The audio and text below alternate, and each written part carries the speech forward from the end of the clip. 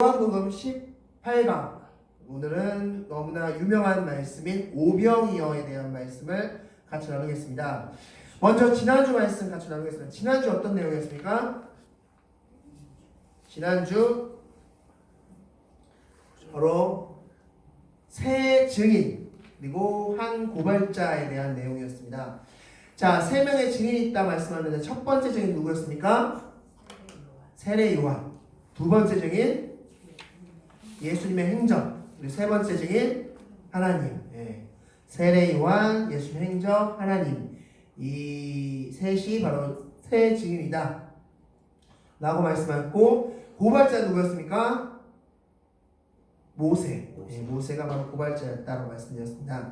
즉, 이 세 증인과 한 고발자, 이들이 증언하는 것과 고발하는 내용 무엇이었습니까? 그렇다면 그 핵심 무엇이었습니까?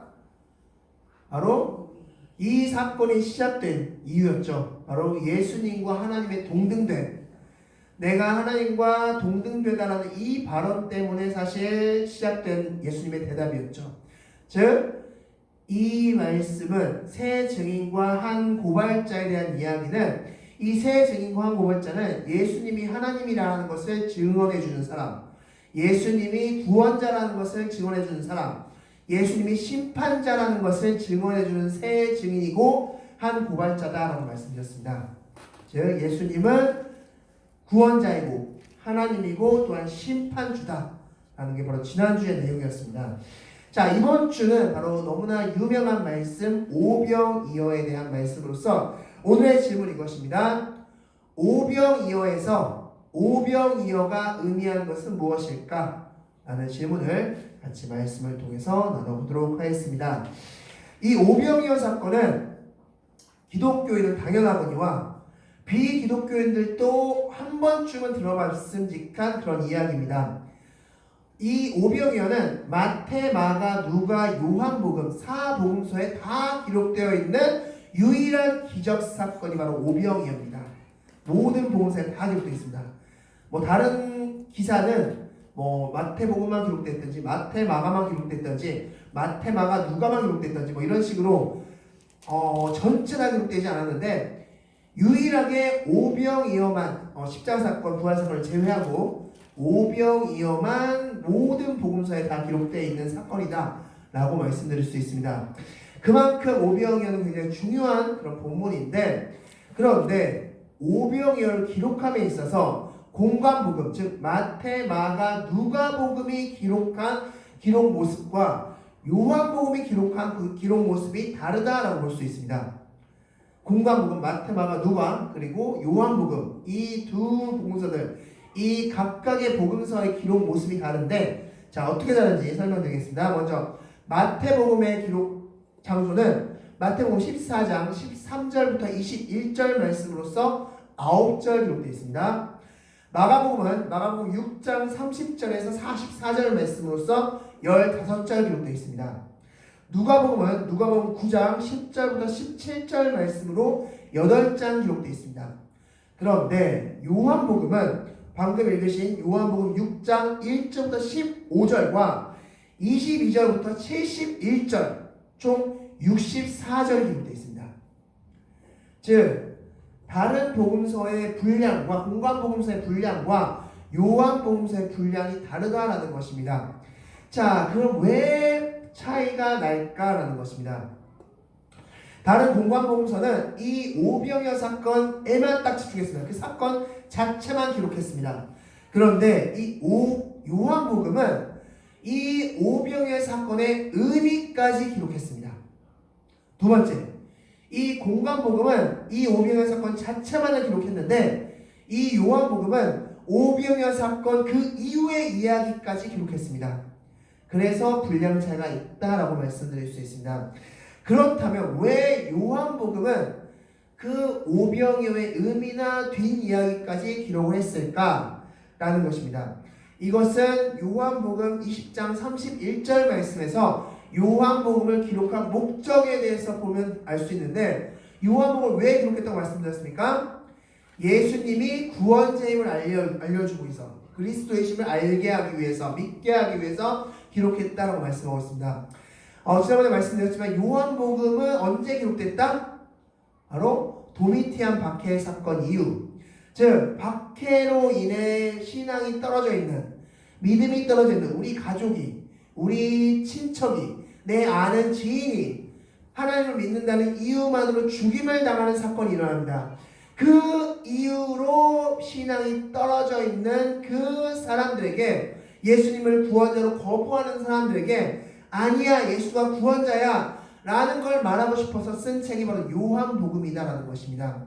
그리고 그 요한복음의 중심축의 하나가 바로 오병이어 사건이다 라고 말씀드릴 수 있습니다. 자, 그렇다면 이제부터 본격적으로 이 요한복음의 오병이어 왜 이렇게 분량이 많은가에 대해서 이제 본격적으로 한번 말씀을 통해서 보도록 하겠습니다. 먼저 이 오병이어라는 것이 무엇인지부터 보도록 하겠습니다. 우리 한자를 보면 바로 5개의 떡병자입니다. 떡과 2마리의 물고기 어자. 그래서 오병이어, 5개의 떡과 2마리의 물고기라는 뜻을 가지고 있습니다. 자, 사복음서를 보면서 한번 오병이어 사건 전체를 한번 스토리를 한번 보도록 하겠습니다. 먼저 1절 말씀, 우리 오늘 본문 6장 1절 말씀 다 같이 읽겠습니다. 시작. 그 후에 예수께서 디베랴의 갈릴리 바다 건너편으로 가시매. 아멘. 자, 예수님께서 어디를 가셨다? 갈릴리 바다 건너편으로 가셨다. 근데 누가복음 9장 10절 말씀에서는 이 장소를 벳세다라고 가르쳐주고 있습니다. 즉 벳세다라는 곳, 이곳은 바로 맞은편, 완전 맞은편, 180도 맞은편에 위치한 한 지역입니다. 벳세다라는 지역입니다. 자, 이 벳세다라는 지역의 한 빈들에 예수님과 제자들이 도착했습니다. 그런데 2절 말씀 같이 읽겠습니다. 2절 말씀 시작. 큰 무리가 따르니 이는 병자들에게 행하시는 표적을 보았음이로라. 아멘. 자, 이때 사는 사람들이, 예수님과 제자들이 있는 그 벳세다 빈들에 많은 사람들이 모였다라고 말씀하고 있습니다. 자, 그럼 얼마나 많이 모였냐? 마가복음 6장 44절 말씀 보면 이 오병이어를 먹은 사람의 남자의 숫자가 5,000명, 그러므로 여자와 아이까지 다 하면 2만 명이 먹었다라고 볼 수 있는 겁니다. 그래서 많은 학자들은 약 2만 명 정도가 모였을 것이다 라는 것입니다. 즉 예수님께서 이 벳세다 빈들에 가셨는데 그 소식을 듣고 많은 사람들이 예수님 곁에 모인 겁니다. 그럼 왜 모였습니까? 자, 2절 말씀 다시 보면은 큰 무리가 따르니 이는 병자들에게 행하시는 표정을 보았음이라 라고 말씀하고 있습니다. 예수님께서 병자들을 고치시는 그런 표정을 보면서 사람들이 모이고 따랐다라고 말씀할 수 있습니다. 자, 그렇다면 이렇게 사람들이 모인 상황에서 예수님께서 무슨 일을 행하셨을까라는 것입니다. 마태복음 14장 14절 말씀 보면 예수님께서 병자를 고치셨다고 말씀하고 있고, 마가복음 6장 34절 말씀 보면 예수님께서 말씀을 선포하셨다라고 말씀하고 있습니다. 즉 이 빈들에서 예수님께서는 병자들을 고치셨고 그리고 말씀을 선포하신 것입니다. 자, 그렇게 시간을 보내시는데 이제 저녁 시간대가 되었습니다. 이제 점점 출출해지는 시간, 배고픈 시간이 되었습니다. 자, 이때 제자들이 이렇게 이야기합니다. 누가복음 9장 12절 말씀 보면 예수님, 무리를 먹을 수 있는, 본인들 먹을 수 있는 곳을 보내요 먹을 것을 얻게 하소서라고 말합니다. 먹을 것을 그들이 알아서 잘 먹을 수 있도록 지금 배고픈 시간이니 그들을 잠시 다른 곳을 보내서 너희들 먹고 와 라고 이야기하시죠 라고 권유합니다. 그때 누가복음 9장 13절 말씀에서 예수님은 아니다, 너희가 먹을 것을 주라 라고 말씀하십니다. 자, 그러자 이제 5절 말씀, 오늘 본문 5절 말씀 다 같이 한번 읽겠습니다. 시작. 예수께서 눈을 들어 큰 무리가 자기에게로 오는 것을 보시고 빌립에게 이르시되 우리가 어디서 떡을 사서 이 사람들을 먹이겠느냐 하시니. 아멘. 자, 빌립에게 질문하죠.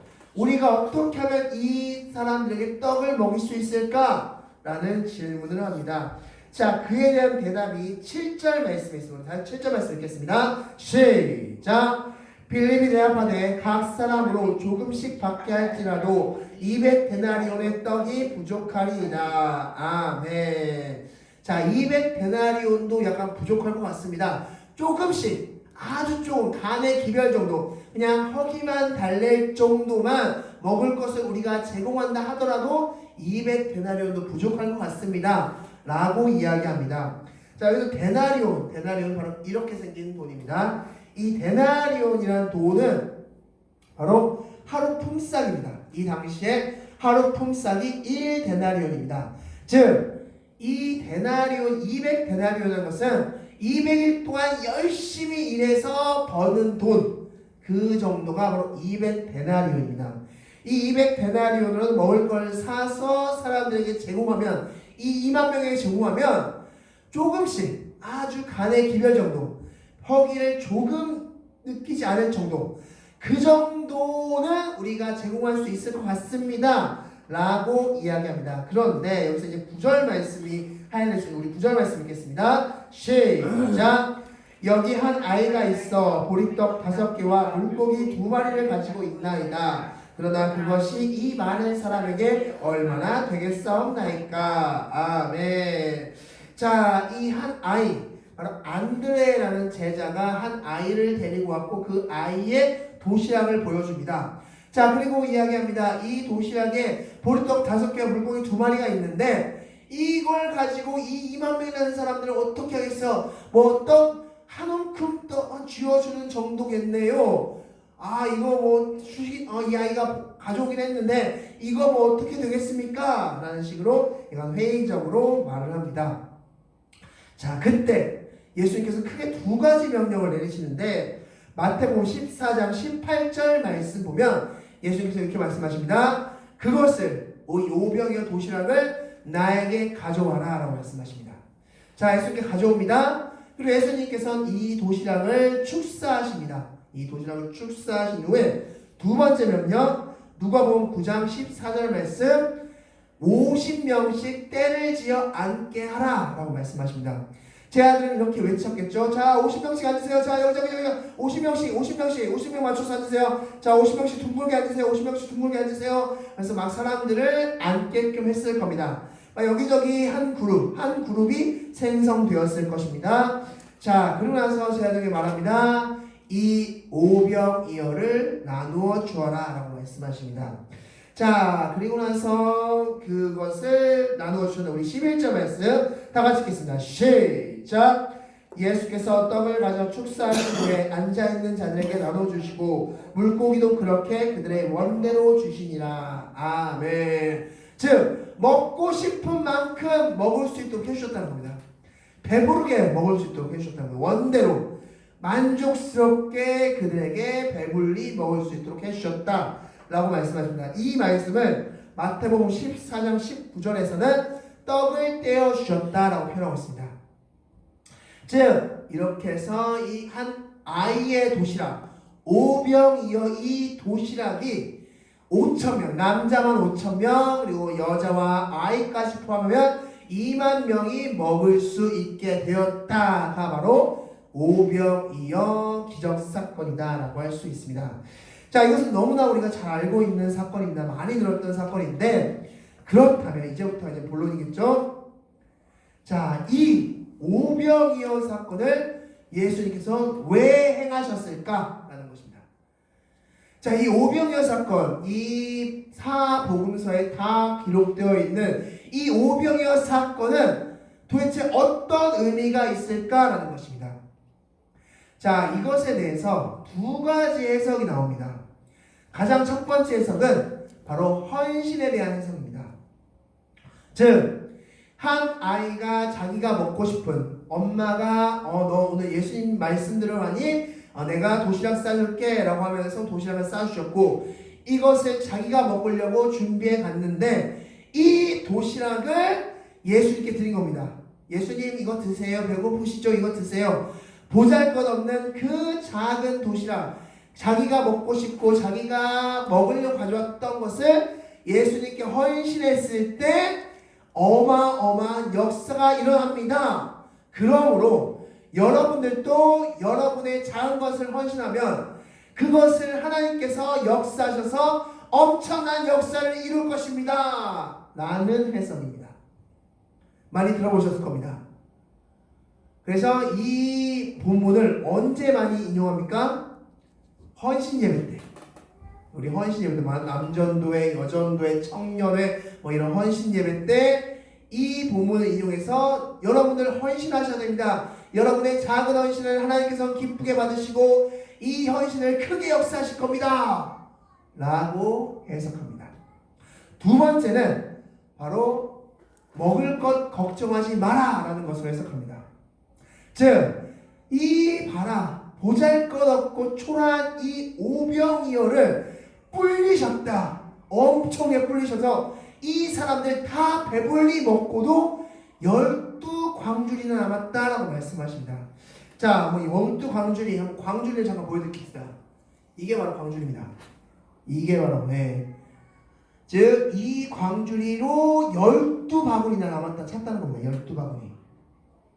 자, 즉 예수님은 넉넉하게 우리의 먹을 것을 주신다. 그러므로 너희가 먹을 것을, 입을 것을 염려할 필요성이 없다. 하나님은 우리 아버지로서 우리의 먹을 것을 주십니다.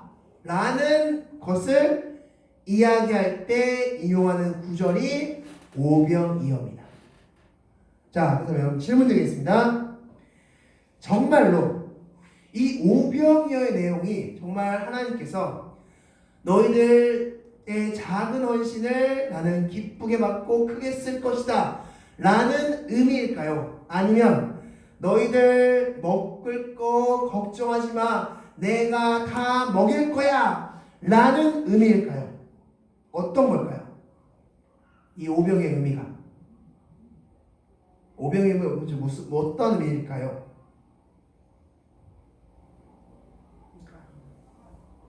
정답을 말씀드린다면 둘 다 아닙니다.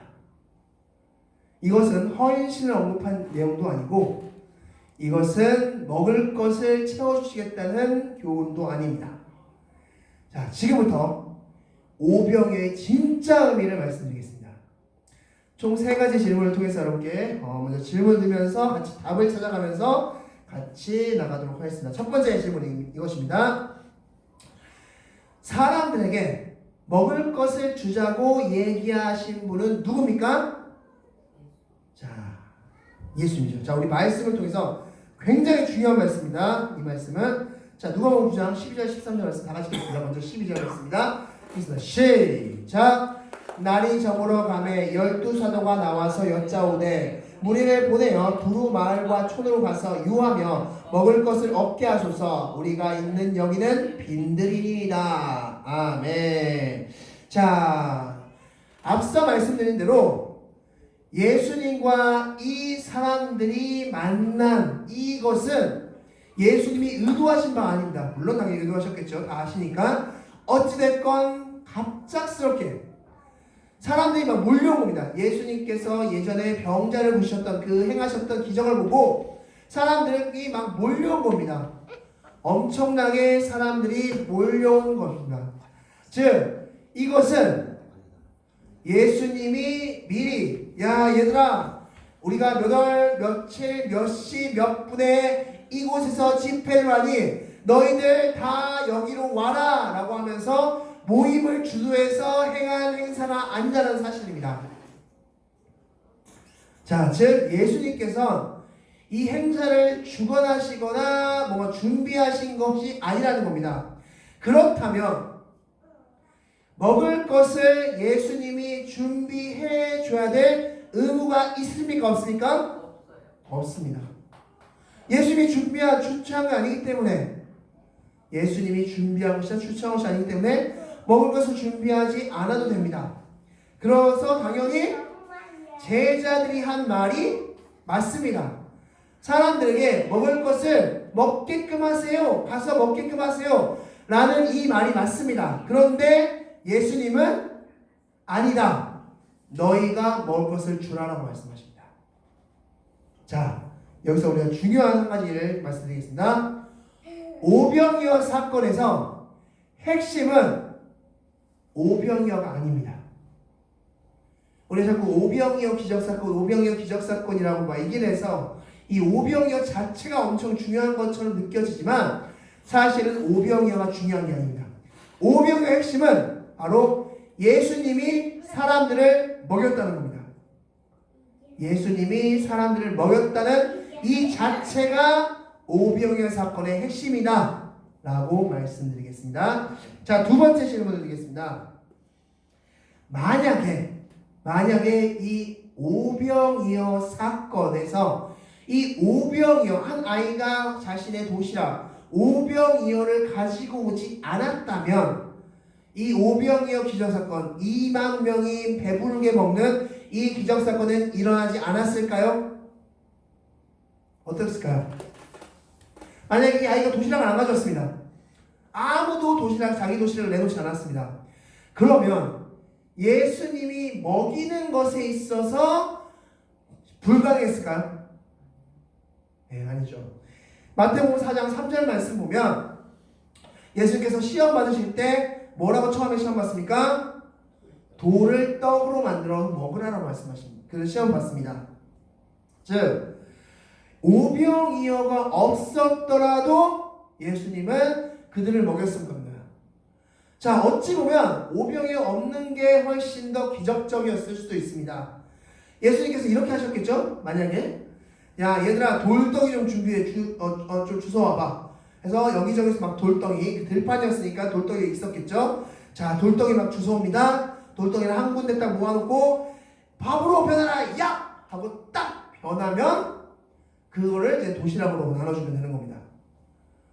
그러면 예수님의 신성, 예수님의 능력이 이 오병이어를 먹인 것보다 훨씬 더 크게 보여졌을 겁니다. 즉 무슨 이야기냐? 오병이어가 없더라도 예수님은 오병이어 사건을 행하셨을 것이다 라는 것입니다. 즉 누구 먹이시는 걸 행하셨을 겁니다. 그럼 여기서 다시 한번 우리가 주목해야 될 것은 이 오병이어 사건에서 중요한 건 무엇이다? 먹이시는 겁니다. 먹이시는 거. 사람들을 먹이는 겁니다.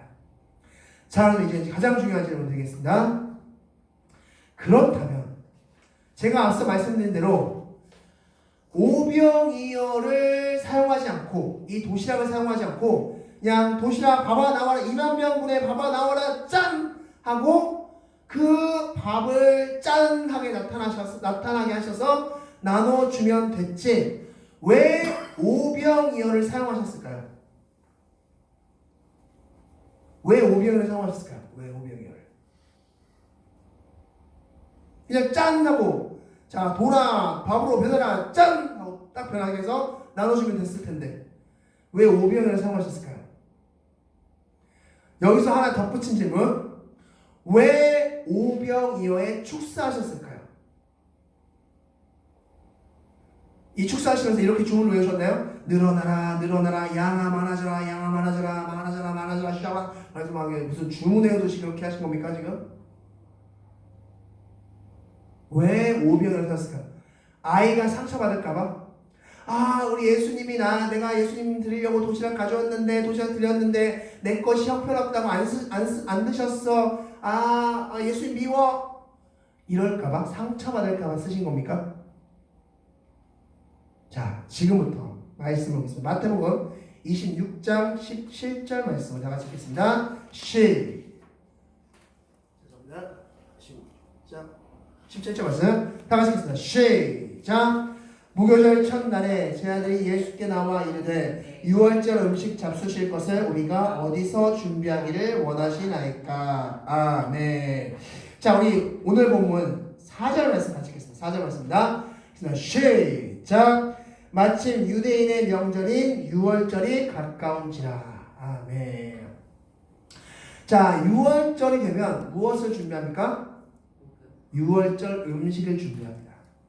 이 유월절 음식이 무엇입니까? 우리가 성찬식 때 먹는 떡과 포도주가 바로 유월절 음식입니다. 그 유월절 음식은 어떤 의미가 담겨져 있는 겁니까? 예수님의 살과 피, 예수님 자신이 담겨져 있습니다. 그래서 예수님께서 이렇게 말씀하셨죠. 유월절날 예수님께서 음식을 나누시면서 이렇게 말씀하십니다. 내 살을 먹지 않고 내 피를 마시지 않고서는 영생할 수 없다고 말씀하십니다. 즉 내 살을 먹고 내 피를 마셔야 된다고 말씀하십니다. 즉 이 오병이어는 유월절 음식이었습니다. 예수님께서 오병이어 이 2만 명이 되는 사람들을 먹이시려고 했던 것은 제자들은 어떻게 이 사람 먹일 수 있습니까? 말도 하는데도 불구하고 먹이시려고 했던 것은 이 오병이어가 무엇을 상징하기 때문에? 예수님 자신을 상징하기 때문에. 이걸 먹어야 된다 너희들. 나를 먹어야 돼. 그래야 너희 살아. 너희의 영이 살고 너희의 삶이 살고 너희의 생활이 살고 너희의 미래가 살고 너희의 마지막이 살아. 나를 먹어야 된다 얘들아 라는 걸 가르쳐 주기 위해서 지금 오병이어 기적사건을 일으키신 겁니다. 그래서 예수님이 이 오병이어 기적사건을 일으키신 것이고 이 오병이어의 축사하심으로써 이 축사하신 것은 무슨 의미입니까?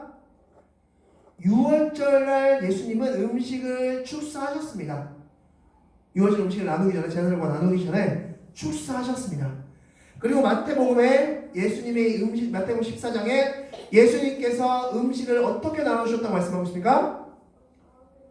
떼어 제자에게 주셨다.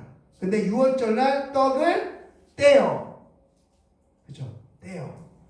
이 떼인다는 말은 바로 예수님의 몸을 찍는다는 말입니다. 그렇게 오병이어를 다루신 겁니다. 이 오병이어는 유월절 음식을 상징하고 또한 예수님 자신을 상징하는 겁니다. 그래서 이 오병이어를 사용하신 것이고 오병이어를 먹이신 겁니다. 그렇다면 이 오병이어 사건에서 가장 중요한 건 무엇입니까? 가장 중요한 핵심은 오병이어 자체입니까? 아이의 헌신입니까? 먹이신다는 의미입니까? 아니죠. 먹인다는 것 자체입니다. 먹인다는 것. 이 먹는 건 무엇을 먹는 겁니까? 지금 그러면 사람들은 무엇을 먹고 있는 겁니까? 지금? 예수님 자신을 먹는 겁니다. 지금 예수님을 먹는 겁니다. 예수님을 쉽게 말해서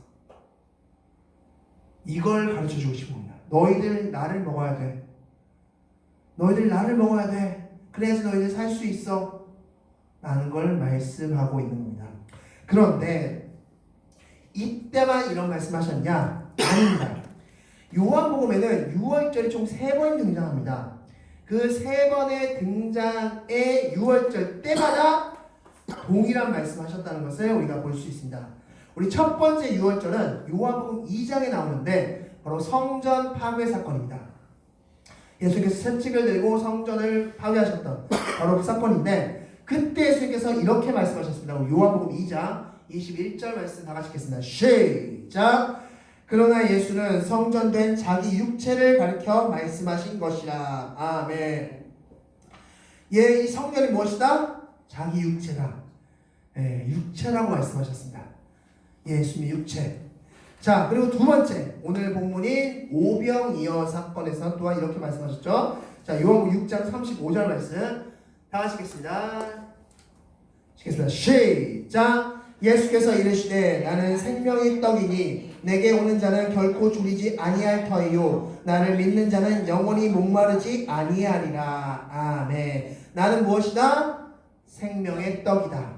즉 그렇다면 앞서 내가 육체다, 성전이 곧 나의 육체다라고 말씀하셨다는 에서 그럼 그 육체는 떡이므로 어떻게 되는 겁니까? 뭐가 되는 것이죠? 계속 지금 유월절 때마다 말씀하시는 게 무엇입니까? 나를 먹으라는 겁니다. 나를 먹으라. 나를 먹어야 너희 살 수 있어. 나를 먹어야지 너희 살 수 있어 라는 걸 말씀하셨다는 겁니다. 또한 세 번째 유월절 바로 초유의 만찬 사건이죠. 그때도 역시 동일하게 말씀하십니다. 마태복음 말씀입니다. 다 같이 읽겠습니다. 시작! 그들이 먹을 때에 제자께서 재단을 가지사 축사하시고 때가 제자들에게 주시며 이르시되 받아서 먹으라 이것은 내 몸이니라 하시고 아멘. 자, 내 몸인데 어떻게 하라? 받아서 먹어라. 유월절 때마다 말씀하신 게 무엇입니까? 나를 먹어라. 내가 곧 유월절 어린 양으로 온 사람으로서 존재로서 나를 먹어야지만이 너희가 살 수 있어 라는 말씀이었습니다. 바로 그 의미로서 오병이어 기적사건을 이루신 겁니다.